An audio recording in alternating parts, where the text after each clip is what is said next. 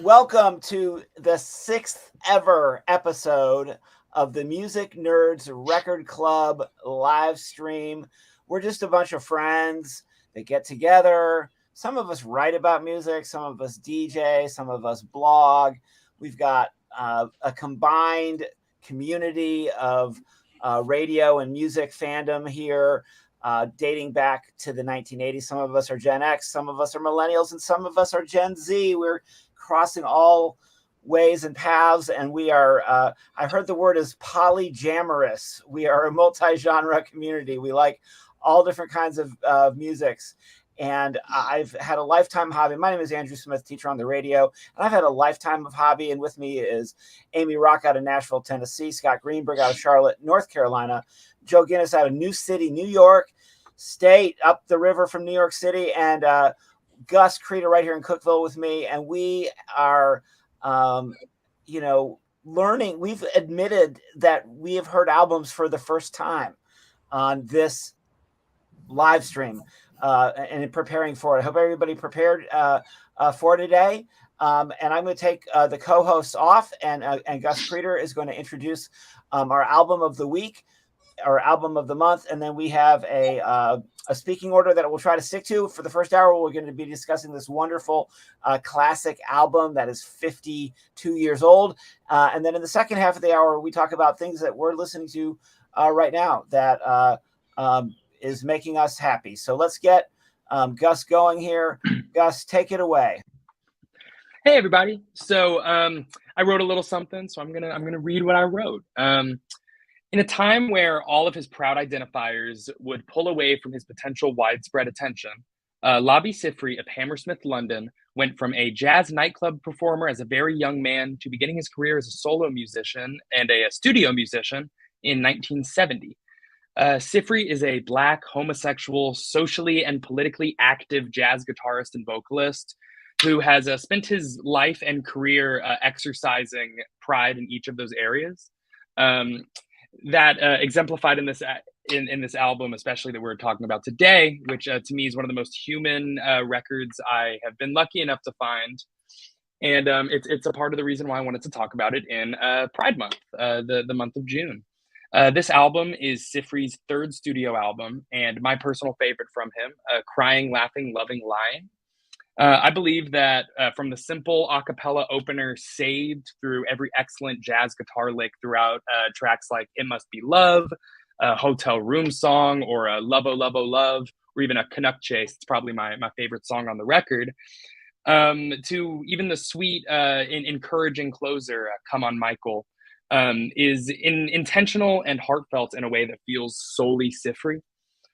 Crying, Laughing, Loving, Lying, and Labi Siffre as a whole are, to me, very underrated creatives in the world of music. And some of the most notable nods that Siffre's ever received in his career actually came in the form of sampling, which is the way that I was able to find him and his work through the power of the internet. And I wanted to tell a short story about how that came to be. So the story starts in the faraway land of 90s Detroit when a young rapper who had just released his first tape called Infinite was beginning to get nods from some of the heaviest hitters in the hip-hop industry. This young, hungry rapper was Marshall Mathers, more professionally known as Eminem, and the main heavy hitter in question, as you all probably know, was Dr. Dre. And Dr. Dre had heard Eminem's Slim Shady EP before, early on in his career. And it was just a demo after Jimmy Iovine, one of the co-founders of Interscope Records, gave him a copy. And right away, Dre wanted to meet with Mathers. And the story goes that the two of them met and near immediately, Dre started crafting a beat around the bass line of Labi Siffre's classic 1975 track, I Got The, with Eminem quickly jolting out the now iconic phrase, "Hi, my name is," and the rest was history. The song would vault him into fame, and as we know now, help him become one of the most famous rappers of all time. And I just love that story. And upon first hearing it and knowing the legendary status of that song and that instrumental, I just had to hear the source material, and quickly I was hooked. The more I dug, the more I uncovered. One of the most iconic tracks sampling Siffre is off of this album in particular, actually, is the incredible I Wonder by the sometimes less incredible Kanye West off of his 2007 blockbuster album Graduation, which intricately integrates the chorus of My Song, which is just another incredible song off this record. And in addition to those samples, the title track of this album more recently was prominently featured in 2023's The Holdovers, which garnered a whole new wave of attention for the album. And I'm genuinely excited to hear everybody's thoughts on this album, as I hope I could share the music with some of you for the first time. I know that we had talked about that before, that some of you had not heard of him, and I think I understand that. That's when I say that he's one of the most underrated. I genuinely believe that he's someone who deserves a lot more attention for the work that he's done. I also want to give quick little shout outs to some other samples that helped me fall in love with his music. You have Jay-Z's 2001 track, Streets is Watching, as well as Miguel's Kaleidoscope Dream, which both sample I Got the track that Dre and Eminem sampled on My Name Is, and in very interesting and different ways, using different parts of the song, as well as, surprisingly, Olivia Newton-John's a pretty beautiful country-tinged cover of the title track on this album, Crying, Laughing, Loving, Lying. And I am just so excited to hear what everyone has to say. And I'm going to pass it on to Amy to continue our thoughts. Thanks, Gus. I like that story about the origins of Eminem just starting with this track. That's super cool. I really enjoyed this album. I love Labi's voice. The album opens with his voice isolated, ringing out like an old spiritual song. His guitar stylings is my favorite kind. It's just like clever finger picking. Canic Chase was one of my favorite songs on here. It has that driving bass line and vocal melody that leaves each phrase like a question. I wish I wrote Blue Lady. It's so perfect, that feeling of falling in love with a stranger. And I'm not familiar with the version of It Must Be Love by Madness, but I think after listening to both, I like this original version more. I also listened to another album or two from his catalog, and it's not closed to just this genre. It spreads out to more classical jazz and lounge music vibes, and I even his later stuff had an 80s R&B vibe. So it's cool to see an artist that's such a good songwriter, they don't have to stick to one genre. Gus mentioned Crying, Laughing, Loving, Lying. The song was featured in The Holdovers, and I loved that movie. It's made as a love letter to 70s cinema. And once he told us that, I realized that that kind of explains this whole album and how it sounds to me. It's what the 70s sounds like to me. And most of my thoughts about this album is just thinking about what that means. And trying to place it in my own history. I grew up with listening to all kinds of 70s music. That's the kind of stuff my folks listen to, like James Taylor. So maybe it's parallels to that. My favorite song from the whole album was My Song. I guess I'm not special. It has more plays on Spotify than the rest of the album combined. There's just something very uncanny, familiar, and nostalgic about that song for me. And I don't just mean the sample that Kanye used on the song called I Wonder.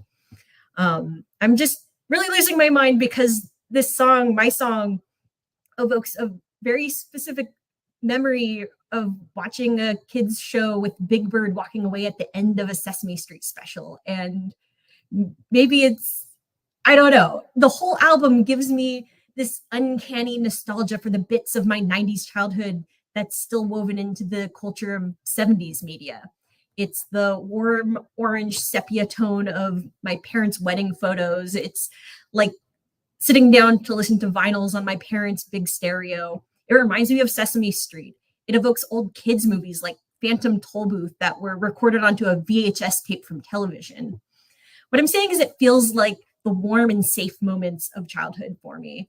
The fact that I'm baffled by the possibility of having actually heard these songs back then or what, that's beyond the point. Listening to it now evokes the beautiful memory of the moment I learned that music has the power to create the emotions of calm, peace, and comfort. Okay, so this could go in the second half, but stay with me here. I have a point. I want to shout out Nashville's professional theater group, Street Theater Company. They are in the middle of doing a sold-out run of the Tony Award-winning musical Fun Home. Over the weekend, I got to see their opening night of Fun Home. It's based on Alison Bechdel's amazing graphic novel memoir. It's a bittersweet story centered around her relationship to her father. In coming out to her parents as a lesbian after discovering her orientation in college, she comes to learn that her father was a closeted gay man. And upon further reflection, she begins to understand perhaps his strange and often hurtful behavior was, in ways, the result of his deep misery in being unable to live openly as his authentic self. So it was with that on my mind that I did my bit of research into Labi Siffre's personal life. In stark contrast to Alison's father, whose life was stunted by fear and self-loathing, I am in awe of Siffre's courage to live what seems to be a full, happy life as an openly gay and polyamorous man. He seems so certain of his identity and his commitment to the paramount importance of love and justice. He refused to stay in the closet in the interest of progressing his music career. I just so sincerely admire and aspire to be so unapologetically committed to love as he is. That's what I got. Thank you so much, Gus, for introducing us to this album. What a cool artist. Looking forward to hearing what you other guys have to say.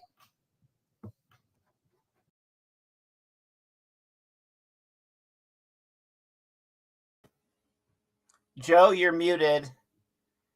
Everybody, we're amateurs up in this. Sometimes we unmute ourselves. Welcome, Joe.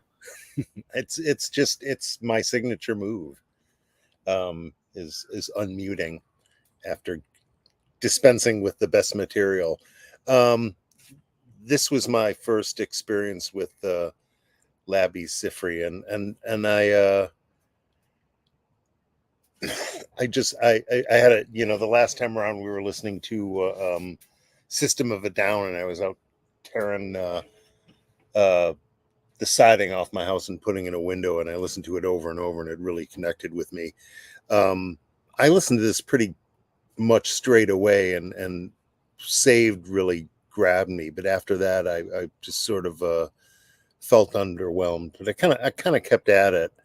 I heard the I think Scott, you said that you got Nick Drake vibes, and I think there was a song like that, but as I listened more, I came to appreciate, like, he was really doing sort of a like a lot of his stuff sounded like classic Bakersfield country, like Glenn Campbell or just sort of that chamber pop of Donovan. I felt like this is very much an album of its times.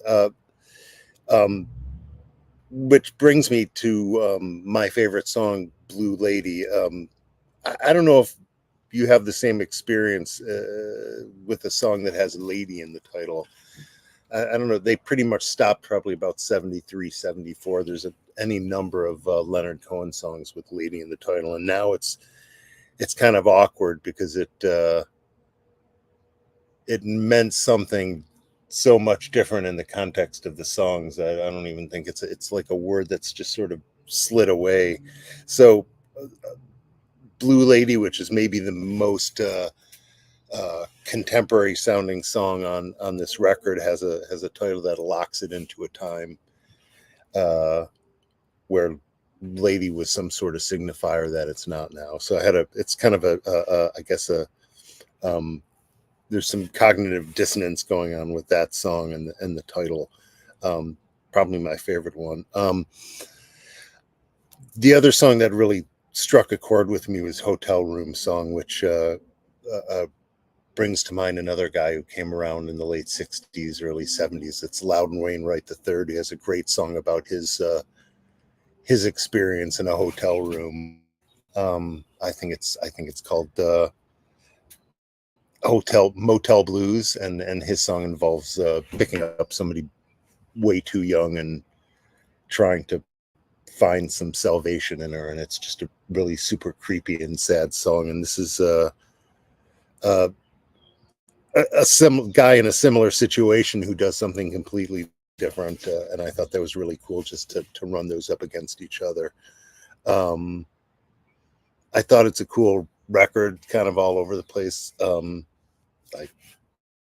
stylistically, but very much of its time.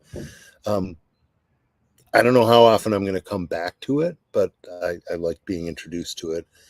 I did a lot of thinking about it, and I'm still going to continue to kind of sort out some feelings about it, but it's good stuff, and I'm glad I was introduced to it. That's all. Joe, thank you. I'm glad Joe mentioned our Nick Drake thing. So Joe introduced Scott and I probably both to Nick Drake in the late 80s.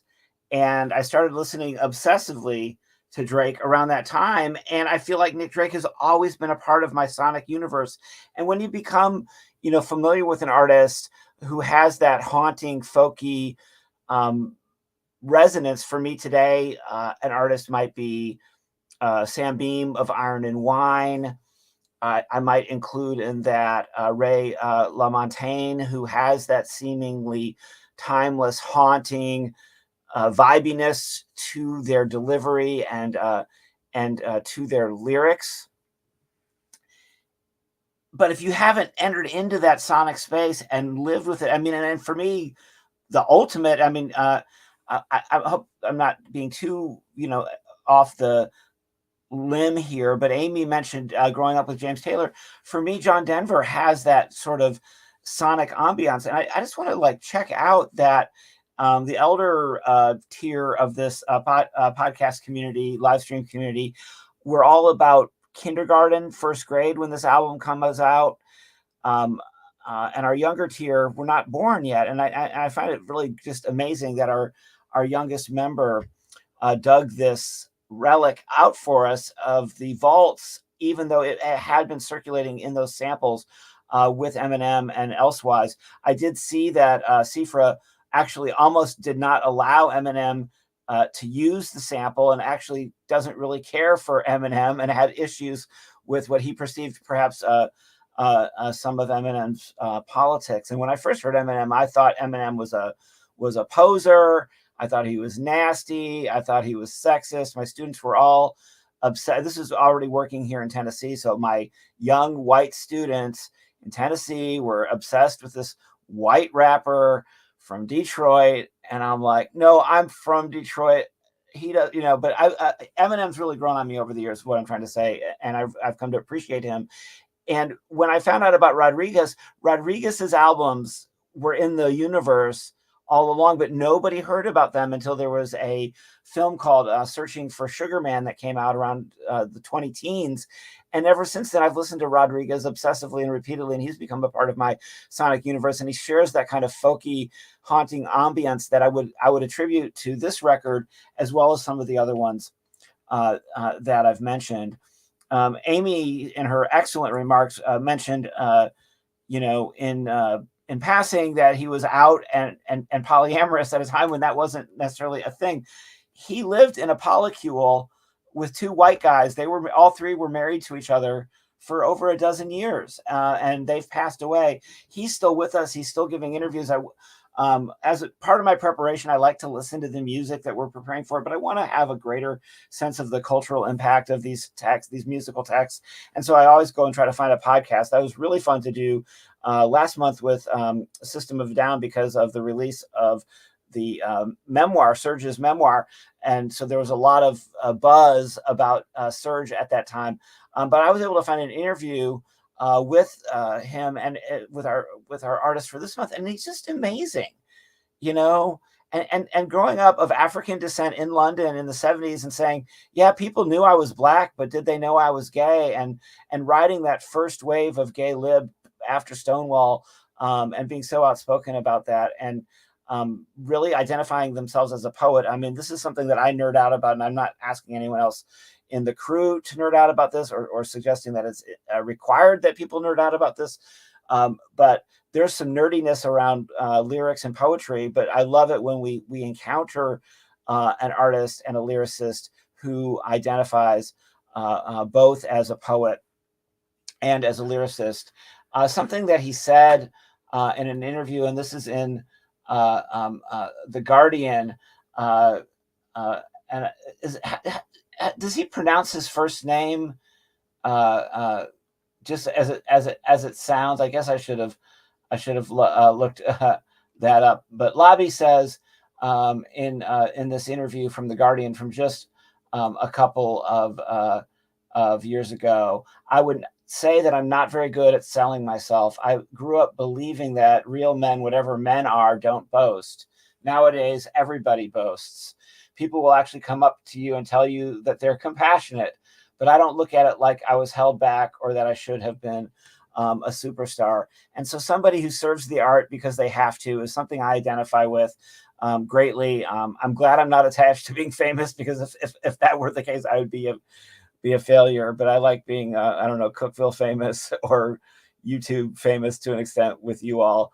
We lost Amy. I hope she comes back for the second half. And I hope Scott can turn his camera on and hop in here and add his piece to that. I hope Greenberg, I hope you're there. There you are, ready to join us. Everybody, I tip the mic to Greenberg. And when you're done, we'll have just a couple minutes, Gus, if you want to put that final gloss on the first half hour. But thank you so much for introducing us to this album. I was mesmerized by it. It was very vibey for me. And like Amy and some others have already said, what impacted me most was his enigma. And I do tend in these comments to focus more on the enigma and the cultural side than necessarily the musical side. But you guys have my back on the musical side, as I'm sure Greenberg does right now. Thanks, Andy. So I'm kind of jealous that I am like last to go, because so many of y'all stole some of the things I wanted to say. But you know what? It's all good. First and foremost, this is hands down my favorite selection that we've spoken about, and it's by an artist I've been wanting to check out anyways. Like a lot of people, first time I heard Siffre's music was I Got The, and it was featured in an episode of Better Call Saul. Of course, the song that was in The Holdovers, love that movie, love everything about it. If I could crawl inside that space and live there, that's a whole other conversation. Most recently, Canic Chase was featured in an episode of the Superlative Max series, Hacks. And I'm that kind of guy. I'm a music nerd, and I'm kind of jaded, but I love being surprised. And imagine how surprised I was to realize that Labi Siffre was the one who originally did It Must Be Love. Yes, Nick Drake vibes, Rodriguez vibes. I had all those same thoughts. And as I was stewing it around, another name popped in my head, Harry Nilsson. And it is definitely one of those things that just, it defies genres. And that's why I love this. He doesn't color inside the lines. And as I was listening, I've listened to it 3 times, and I know I want to listen to it more. I can't say I have an absolute, well, no, that's a lie. But I love a lot of these songs. Some of these songs, just with each time I listen, another song pops up that I'm like, ooh, that's one that I'm liking a little bit more with each listen.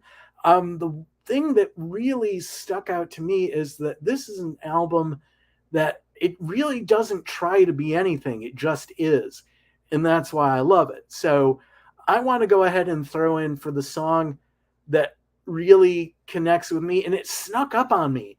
First time I listened to it, I was like, okay, that's cool. The second time I listened to it, it definitely had, but I listened to the album for the 3rd time today, and it's no secret. I've been in between jobs for nearly a year, so I keep good spirits about it, but it is what it is. So when I heard Come On Michael today, it just, even after the second time hearing it, I just really appreciated the fact that, it's at first it seemed a little corny, but it was just, I love the sincerity of it. I love the fact that that he's dealing with, I'm guessing, mental health issues there. It's like, come on, Michael, you can do it. It's like Michael's obviously dealing with some kind of depression, anxiety, I don't know, but it hit me like a ton of bricks when I was listening to it. It gave me all of the feels, and I had one of those I'm not crying, you're not crying moments, and for that, Mr. Labi Siffre, I am eternally grateful. I cannot wait to spend more time with this, and thank you, Gus, for bringing this to me. Fun fact, so like I said, first time I heard it, I got the second time I heard his music, and this is going to just reveal me for the nerd I am. I play this game on my phone called Song Pop. One of the categories that I like to compete in is funk. So a few of these Labi Siffre songs in just little snippets would keep popping up. So I'm like, ooh, I like this guy. I got to listen to some more of them. Then, of course, the holdovers, hacks. And so, Gus, again, thank you for bringing this to our attention. And with this, I'm throwing it back to Mr. TOTR. Actually, let's all come on and we'll just wrap with our final thoughts on this record. And we're hoping that Amy is... There she is. Amy's having technology issues. Are you hearing us now? Amy still having technology issues, I think. And Amy is muted and having technology issues. Yeah, it says that you're muted also. Joe, can you hear? I don't know if y'all can hear me, but I can't hear y'all, which is such a bummer. I hear you now. I'm glad to take my couple minutes to talk about my stuff. Okay, we will bring you back, Amy, when that is the time. And goodness gracious. Okay, so Gus, last minute thoughts on how that went for you with hearing from us and everything else. Man, I'm so happy that that it was so enjoyed. I'm glad that this is something I could share with everybody. It's an album that over the past year and change since I found it, I've just returned to over and over. I think he's such a genuine guy. I'm so glad, Andy, that you were talking about his some interviews and him as a person and as an openly polyamorous person. Because you can tell later he hasn't too much new music, but it's clearly a part of his a part of his life and something that's really affected him and that he carries with him. And yeah, I mean, I just think this album is absolutely beautiful. And just to say again, I appreciate he has done a great job of staying in my mind through his presence online on social media. He's very outspoken. He's very pro peace, and I think that he's an important person for. He's an important figure and an important person for people to know, even if it takes a while. What platform are you following him on? I follow him on formerly Twitter. Okay, he makes fantastic posts. I'm gonna go. I do get on that very weird website occasionally. And let's see if Amy is back with us. Amy, are you with us? I'm back. Because actually, in my random, we do Jeannie and I do a sorting hat while having dinner right before every episode, and we pick the random order. So you're next to talk about current listening, and we started this out. I think it was all like going to be new releases, but it's really just what you're listening to since the last episode. So Amy's up. Everybody knows what to do. Sweet.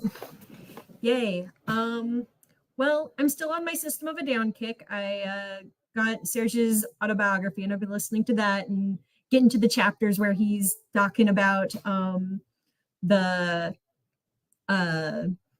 albums that they wrote together and just, some of the insider baseball stuff about the song. So now all of them are stuck in my head. I have to go back and listen to them.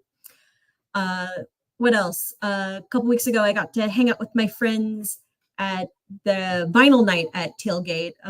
My buddy Mike, he was celebrating, I think, 3 years, 4 years, 5 years, a certain anniversary of hosting vinyl night at Tailgate Brewery out in West Nashville, where every Tuesday night he brings out his DJ stuff. And if you bring a record, he'll play one side of it. And it's just a super fun hang, and got to chit chat with a bunch of music people. One of my buddies was there. He plays in the Pearl Jam cover band called Indifference here in Nashville. And he was telling me all about reading Neil Young's autobiography. And so he was just like, you got to listen to some more Neil. So that's been one of the albums I've been spinning recently, Neil and Crazy Horse. So that's a good album to go back to. Also that night, I got to meet someone who's in the bluegrass circles, and he was talking to me about some folks he knows who just got to play at the Grand Ole Opry this year. The group's called The Wilder Blue. They're a rockin' country bluegrass band based in Texas. They wrote their first album together in 2020. Their self-titled album from 2022 is one that was recommended to me, and I recommend to you. And they also had a third album last year, so they're on a roll. I think the lead guy also plays guitar with another artist. I don't remember all the connections to it, but needless to say, I listened to that album. I thought it was super cool. It was one of the records that was actually put on for vinyl night, so got to listen to it with those friends, which was super fun. And yeah, that's my recommendation for you guys. It's just really good modern bluegrass vibes, and I think y'all would really like The Wilder Blue. Oh, and the Decemberists' new album. I bet Andy will talk about it a bit more too, but I guess I maybe didn't tell you guys in full. I did write a little blog post about it, but after last week, we were chit-chatting in our group chat here with the music nerds about how much we enjoyed the Decemberists. I think Andy had talked about it a bit, and I was just like, I'd like to see him again, but I don't want to pay for tickets at the Ryman. Well, Andy manifested some free tickets for me, and I got to go see the Decemberists at the Ryman. It was a beautiful show, and I'm so stoked to be able to listen to the new album in full. It's really great. I can't wait to spend some more time with it. All right, that's me.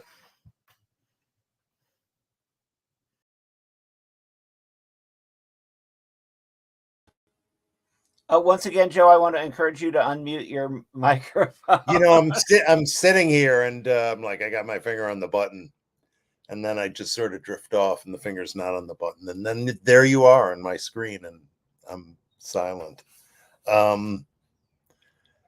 I've been spending much of my free time redoing our main bathroom. I don't really have much free time to begin with, so I'm not spending enough time, but I'm not really basically what I'm trying to say is I'm just listening to old shit as usual. You know, I haven't really discovered anything new. There was a band that was in the group chat. They had some sort of old timey name, and it's a woman led group. Anybody can chime in. Anyway, I listened to that. That was kind of interesting. Some of the songs I really liked, but I can't even remember their names. So what I'm listening to a lot is the DBs, who are sort of a cornerstone band of my wild high school youth. Finally, they're getting a great reissue of their first two records. This one is stands for Decibels right here. It's a fabulous, maybe the best colored disc I've seen. It's just a beauty. Anyway, it's kind of in the lineup of bands from starting with Big Star. They're the next in line to that throne of sort of weird and beautiful pop. They made them both work together. They definitely have some ties. Chris Stamey, who is one of their two principal songwriters, and an old co-worker of mine, sort of. He worked with Alex Chilton for a while before he formed the DBs, and So they've reissued this record, and their next one is coming out later this year, and they're doing a very little tour. Scott, you should see them if you can. Original lineup, anyway. The DBs. I've been listening to this a lot, which is going to come up. Alice Coltrane's Journey in Setchidananda. Just a beautiful record. It's kind of weird to. I mean, it's something worth thinking about how you live a life in the shadow of one of the giants of modern music, you know, and your work, you know, in some ways would be considered equal anyway. It's a beautiful record. I've also want to just plug this one, Rachel Brooke.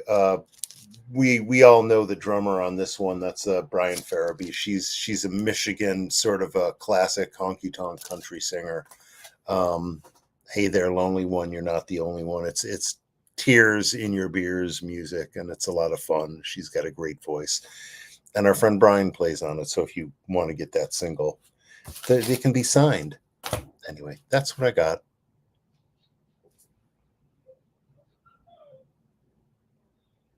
Am I next, or who's next? Scott, are you next? I think you're next, Scott. Okay, if you say so. Yeah. All right. Joe. Yeah, I saw the DBs back in college. They're also going to be at Hopscotch this year. The lineup's pretty fucking awesome. And if I land my next job, I might go. As far as what I am listening to now, the new releases I'm interested in have kind of slowed down to a trickle.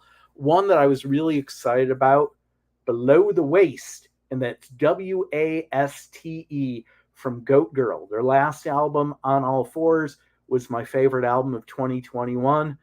This one, I don't dig it as much. It's not bad, but I've listened to it maybe about 3-4 times. It just hasn't grabbed me in the same way, and that's okay. It may never grab me. It may grab me when I least expect it, but I'm grateful that we've got new music from UK's Goat Girl. Gotten the new Decemberist. As you can see, it's still wrapped. I haven't had a chance to listen to it. Can't wait. Speaking of our friend Brian Farabee, he used to play drums in a band called the Whiskey Charmers, who I've become a big fan of. Brian's no longer with them, but I'm still a big fan of the Whiskey Charmers. Their latest album, Streetlights, just dropped. I don't have a physical copy yet, but Lawrence and Carrie are the real deal, and I can't say enough good things about them. I started thinking about older stuff I've been listening to. If you know anything about me, you know I love me some Springsteen, and I could listen to Hammond B3 organ all day long.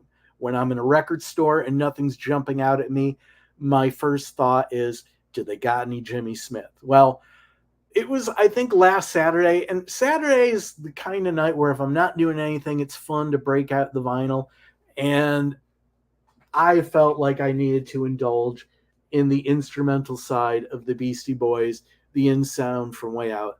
I was lucky enough to see them at Lollapalooza, and honestly, my favorite part was when they were doing those funky instrumentals, and I absolutely adore the Beastie Boys when they do those funky instrumentals. Shout out to Money Mark. Keeping in that vein, maybe you've heard of this guy, maybe you haven't, but Jackie Matu, the keyboard king of Studio One. He was in the Scatolites. I first heard of them. He was referenced in the Superchunk song Me and You and Jackie Matu. And when I actually got a chance to listen to him, I'm like, guy is dope. And I put him in that same esteemed Valhalla, Mount Rushmore of the Hammond B3 organ as folks like Jimmy Smith. Just a lot of fun, just good funky instrumentals with that lilting old school ska vibe. So, and yeah, that's what I got. It was actually my turn before Scott, but I was still getting organized with my notes. And then after Gus goes, we can round it up. We might even end a couple of minutes early. We're short a team player tonight. They had a conflict. I, of course, always want to hear from RQ. But I've got a lot on my list here that I'm going to share with you all. And then Gus is going to go, and then Gus can kind of start to bring us all back home after that. But if team members want to stay on the chat after we go off the internet, we can plan a little bit for the future. I hope we can continue this. I'm really enjoying this. I think this is a thing. I haven't really been promoting it, and we still are getting a few clicks on our YouTubes. So if you ever watch this on Facebook Live or YouTube and you want to tell a friend, my friends do a podcast once a month. We're not trying to be, like Labi Siffre said, we're not trying to be famous. We're just doing the thing. Anyway, Teacher on the Radio once again. So occasionally I like to do a deep dive into a scene that I knew was there that I didn't fully know was there. So last year, the year before last, I should say, I got really into jangle rock again. And of course, everybody knows REM and then Guadalcanal Diary, who I mentioned, I think, on the very last episode of this show. But I went and found some people who had been doing some deeper dives. And what was really interesting to me about the 80s jangle rock scene is that there was a lot of regional scenes, definitely coming in after the DBs, after REM. And so I found all these bands that I'd never heard of that were very, very obscure. Well, I was listening to an audiobook by Jesse Jarnow, which is called Heads, which is a cultural history of hippies in the United States that generally used drugs, though the drugs for me are not required. I'm very sober these days. But I started to realize that in the 90s, and I kind of missed the 90s by moving to Tennessee, starting a family, going to grad school. I missed a lot of the music of the 90s. But there was a whole regional jam band community that really exploded in the 90s. And it was very adjacent, but not specifically with what's not what we now call Americana, and also with what even was the grunge scene. So I started doing a thing on 90s and zeros, jam and jam adjacent bands. And I found huge regional scenes, especially in the South.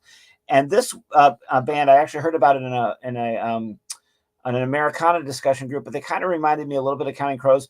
They're called Craven Melon. Like I'm craving some melon, or I'm craving some chocolate right now. So CRAVIN melon, like the fruit, the Craven Melon, and they're out of South Carolina. And then somehow I got tilted to Calobo, and I don't even know if I'm saying that right. It's CALOBO. They had about 5 albums. They were out of the Pacific Northwest, and they were a folk rock band with definitely some Grateful Dead-y or kind of, experimental noodling sides to them, but very song based. And both of these bands are very much in the folk rock, niche. That is my sweet spot when I'm listening to music. So that was a tangent that I went on. At the very last episode, I was really high on having just seen Wildcat, the Ethan Hawke and Maya Hawke movie about Flannery O'Connor, and I got really off into like Southern Gothic vibes and music and Southern Gothic and literature. And then I went off on a bit of a hillbilly gospel binge there for a few days, getting back in touch with my Jesus music. And unlike CCM, the Hillbilly Thomas are a new folk rock band, or I'd say bluegrass or country band, gospel band, that are all members of a religious order, and they wear these like monastic Friar Tuck looking robes, and they play the most smoking old time bluegrass type music with gospel themes. I thoroughly enjoyed, and a lot of them are funny too. They're original songs. They're not all traditionals. Thoroughly enjoyed the Hillbilly Thomas. I do love the new Bonnie Light Horseman. I need to spend more time with it. And Amy, I think I love that when bands release singles ahead of a release, but sometimes it's hard for me to listen to a new album front to back when I've heard the singles and I haven't heard. And I think putting out Joan in the Garden, while it's one of my favorite things I've heard this year, hands down, I haven't been able to listen to the December's album all the way through. I find myself skipping the ones I've heard, trying to learn the new songs, not necessarily always having the patience for Joan in the Garden, even though it's hands down like the best song on the album, one of my favorite things. You have to have 22 minutes that you're willing to give to that thing. And it's 22 minutes that it's not safe to operate a motor vehicle while listening to Joan in the Garden by the Decembers, but I do love the new Decembers album. Really quickly, as I slowly move to my close. Oh, speaking of getting back in touch with our roots. Scott was talking about Springsteen. We've mentioned Lone Justice in the chat. They're releasing old unreleased material this summer. I follow Maria McKee on Instagram. Highly recommend that. Been getting into re-listening to some of her old stuff, but some of her solo stuff, especially the first solo album. But she made a post about Chapel Roan and how impressed she was with Chapel Roan. Well, this weekend was Bonnaroo here in Manchester, Tennessee. I was blessed with a free access to yesterday. I got to go for about 8 hours. It is the OG, like it is the festival among festivals. There were so many things I have to say about what a good time I had yesterday, and still how impressed I am with the audacity and the sheer magnitude and size of a place like Bonnaroo, the logistics and all the cool like little side things going on. But let me just say a little bit about the music of Bonnaroo yesterday. You guys were all way too brief on your turn because it's allowing me to go a little long here, and then I'm going to tip it to Gus.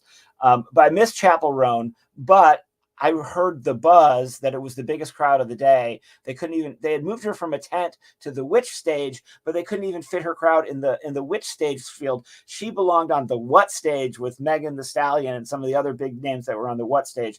Apparently Chapel Roan was the highlight of the festival, and she played at like 2 p.m. yesterday in this 90-degree heat. So I finally went back and did some Chapel Roan listening today, and I'm starting to understand what that's all about. Rick told us about it at the end of the year, but I didn't go and spend enough time to realize what a phenomenon Chapel Roan is. If you want to get the full effect, but maybe not as pop as the album, go listen to her Tiny Desk concert, Chapel Roan. I saw Charles Wesley Godwin, who's a folk country singer.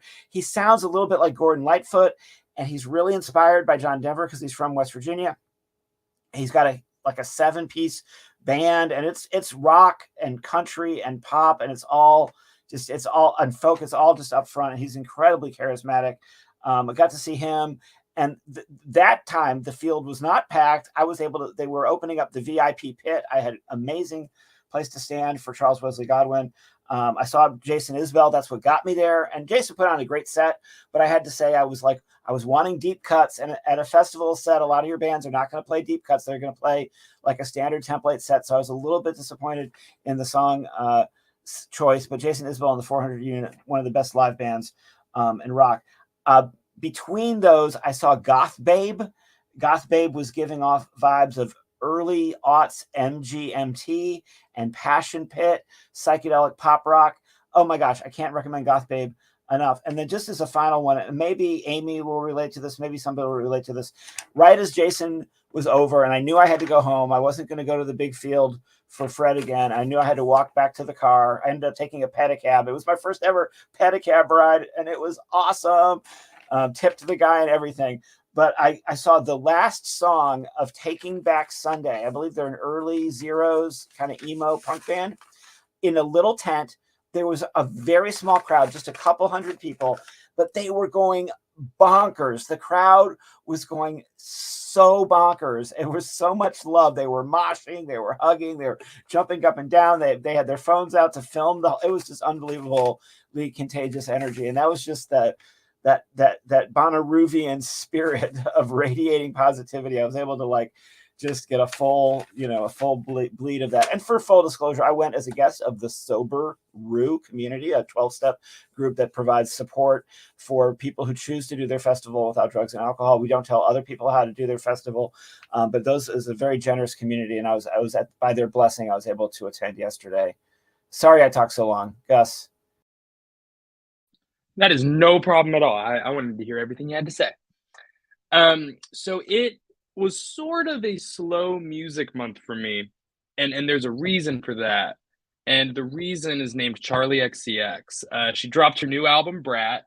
And, usually so far I haven't wanted to talk about the new music that's come out, to keep it sort of a surprise for the end of the year, to see what I've been listening to and what I have in my top list. This will be there, and it's going to be really high. It's like one of the best produced albums I've heard in years. Lyrically, very it's focused and it's personal. And it's beautiful, and it makes me want to dance. And I'm in love with this album. I think it might be the best thing she's put out yet, which is saying something, because I've really found a love for Charlie XCX over the past couple of years. But yeah, I think it's fantastic. on a similar tip, because of how much I've been enjoying that album, and one of the songs in particular, "So I," which is an incredible tribute track to the late and great Sophie, one of the best producers and performers of last decade in the from the PC music camp, who's really revolutionized modern pop music, and whose ripple effects are going to be seen for a long time, and are seen more now than ever before. I've been going back to Sophie's her first big commercial breakthrough, which ended up sadly being her last, "Oil of Every Pearl's Uninsides." It is bombastic, it's loud, it's full of energy and personality, and it felt so primed for which is what makes it kind of a hard listen, knowing that it's the last thing, like the last full body of work that she'll get to put out, because it really does feel like an album that is about to expand into this incredible world, which was just cut off too short. But that album is excellent if you guys haven't heard it. I went to a fantastic concert in Atlanta in the last month. It was one of my favorite artists, who I found quite a long time ago at this point, when he had maybe 10,000 monthly listeners on Spotify. Someone I've actually talked about in our streams before, a Tizo Touchdown. He put on a fantastic show. I mean, it had a great pre-show. We were playing games, there was trivia, and they were showing music videos from underground Atlanta artists. And his album from last year, his debut album, "How Do You Sleep at Night," is one that I have not stopped listening to, alongside the deluxe, which added 3 new excellent tracks. I've been listening to the early singles a lot. It's so fun doing a deep dive back into his catalog to go for when I saw him live. I just had such an excellent time. And then another excellent album that I hadn't listened to in a long time. I listened to it just yesterday with my roommate. We were on a little road trip, and we listened to Mos Def's "Black on Both Sides," which is just one of the greatest rap albums ever. Incredibly produced, fantastic performances, lyrically dense, ages better every year. Had so much fun going back and listening to that. And then kind of just my cherry on top, this is one of my summer recommendations. I think it's one of the best summer projects in years. It makes me think of high school summers. It is Remy Wolf's her EP, "I'm Allergic to Dogs." She released an album in 2021 called Juno, which I thought was great. But this EP from 2020 is just, it's very short. Every song is punchy. It's all fun. She is an excellent figure in pop music, and she's been getting a lot more attention recently through getting to tour as an opener for Olivia Rodrigo, and I think she deserves all of the attention in the world. She is just a fantastic, energetic artist who makes great fusions of pop and funk and R&B with a little bit of hip hop in there, and yeah, she's a star. She's a star, and that EP is fantastic, and it's been really fun to just have that on the loop basically the last couple of weeks, alongside Charlie XCX, who I can't get out of my ears. But yeah, besides that, that's basically everything I've been listening to recently, and I think we're gonna start closing it out. I'm so glad that we got to do this today. I'm so glad that we all got to listen to Crying, Laughing, Loving, Lying, and make our own assessments of it, and prepare to build future memories with it. It really warmed my heart to see how much enjoyment it got from everybody here. But yeah, that's about it for me. Well, we have somehow spent an hour of our time, and hopefully an hour of your time. And like I said earlier, we aren't really doing this as any kind of a career or a side hustle. But if you want to share the YouTube video or the Facebook Live video with your friends, we sure appreciate it. This has now become a monthly happening. And we're going to have a short team meeting as soon as we go offline today to plan our July meeting and maybe plan the next few months. And we've had really every decade, just about. We've had multiple genres already. Joe and I were having a back channel earlier this day talking about, just different genders and different races and different genres, and just really being as eclectic as we can. And even though I don't listen to a lot of the music that Gus listens to, his command of understanding pop and hip hop, it just blows me away. And I'm definitely, I can go back and look at our playlist that I've made of our end of the year compilations albums, and I think we're a credible collective. I think if Rick were here at we are the Music Nerds Collaborative, and this has been the Music Nerds Record Club number 6. He would tell us about the new Joni Mitchell book he just got to purchase that Ann Powers has released, a great rock writer out of Nashville, Tennessee.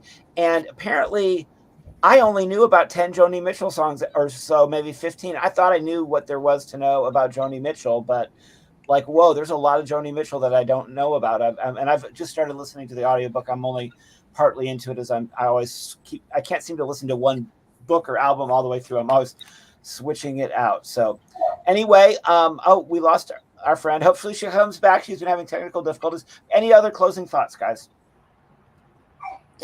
I had something exciting happen, and that was I made a comment in a Drive-By Truckers forum on Facebook, and got a response from Patterson Hood. There's Nice. one of their saying, as a fanboy, that's just like that, the highlight of my fanboy century, basically. Send me the comment. And they are touring Southern Rock Opera.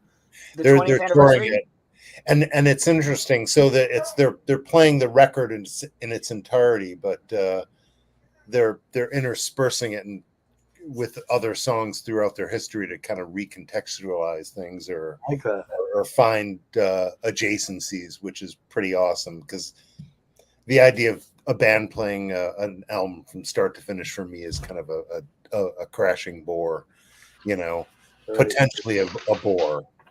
So they're not doing that traditional thing. So I'm excited about that. Yes. Sorry for wandering off on that tangent. No, it was a cool tangent. First time I ever saw DBT was right after Southern Rock Opera came out. So it was pretty exciting. Only thing I got to add is please go ahead and check out Debts No Honest Man Can Pay, the podcast. Available almost everywhere you get your podcasts. We're not available on Spotify, but enjoy. I am not as regular as I want to be, but I have listened to several episodes over the years of Debts No Honest Man Can Pay, and I cannot recommend it enough. And I have a backlog of Teacher on the Radio live streams, podcasts you can go listen to on my SoundCloud page. Let's call it a night and stay on the call if you can. We'll have a brief little meeting and keep listening. And you're always, if you happen to watch this and stumble across, you're always willing to send us comments, feedback, suggestions, even for a future album topic for our monthly album chat. This has been the Music Nerds Record Club. Until July, we'll see you then. Stay nerdy.